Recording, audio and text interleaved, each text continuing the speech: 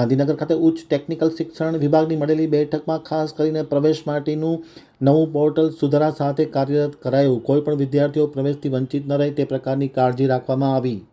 Gandhinagar આમતક news બ્યુરોમાંથી જે.કે. પટેલનો એક વિસ્તૃત અહેવાલ. ઉચ્ચ અને ટેકનિકલ શિક્ષણ મંત્રી ઋષિકેશ પટેલની અધ્યક્ષતામાં GCASની રિવ્યૂ બેઠક યોજવામાં આવી હતી.